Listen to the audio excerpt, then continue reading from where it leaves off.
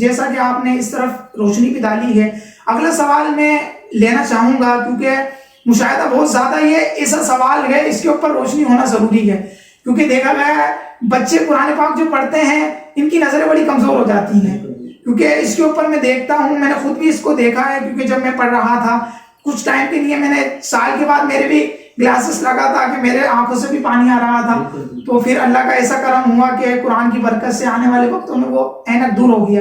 تو بہت سارے آپ بھی ایسے جانتے ہیں طالب علم کو کہ شروع کرتے ہیں قرآن پاک 10 پاروں کے بعد کسی کے چشمہ لگتا ہے، کسی کے 15، اس طریقے سے اس کی ایک عادت میں آ گیا۔ تو میں چاہوں گا کہ نظر کی کمزوری کیوں ہو جاتی ہے، اس پہ تھوڑی سی رہنمائی فرمائیں اور اس سے کس طریقے سے بچا جائے۔ بالکل،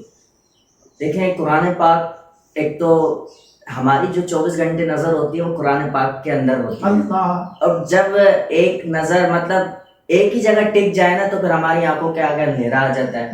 پھر دھندلا پن نظر آ جاتا ہے، تو ایسا لگتا ہے کہ ہمارے آنکھوں کے آگے اندھیرا آ گیا اور کوئی چیز نظر نہیں آتی۔ تو ظاہر سی بات ہے جب ہم پورا ٹائم پورا وقت ہم قرآن پاک میں دیں گے تو اسی وجہ سے تو نظر کمزور ہو جاتی ہے۔ تو ہمارے شیخ صاحب فرماتے ہیں کہ جس بچے کی بھی نظر کمزور ہو، اگر نبینا بھی ہو نا، وہ اس وظیفے پر عمل کرے۔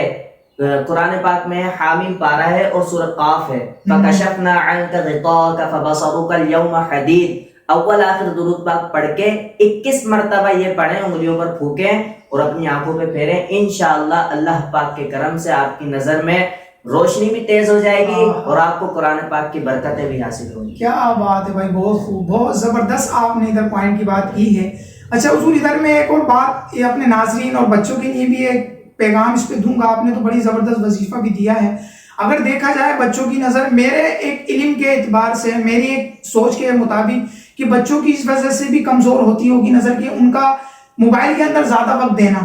یا تو فلمیں دیکھنا اللہ اکبر، یا گانے باجے، یا فضول ایسی چیزوں کو دیکھنا، کارٹونوں کو، اور پھر اس کے بعد قرآن پاک کو بھی وقت دینا، تو اس پہ تو ظاہر سی بات ہے ایک بڑا اس کے اندر مسئلہ ہے۔ تو خدا را اگر آپ لوگ موبائل کا استعمال کر رہے ہیں، قرآن پاک کو حفظ کر رہے ہیں، تو خدا را ابھی موبائل کو اپنے سائڈ رکھیں آپ، کیونکہ ابھی آپ کو بہت زیادہ ایک طاقت کی ضرورت ہے، آپ کی نظر کو، آپ کے دماغ کو، تو سارا آپ کا ذہن قرآن پاک پہ ہونا چاہیے تاکہ آئندہ آپ کے لیے آسانی ہو جائے اور آپ کو اچھا قرآن پاک یاد ہو سکے۔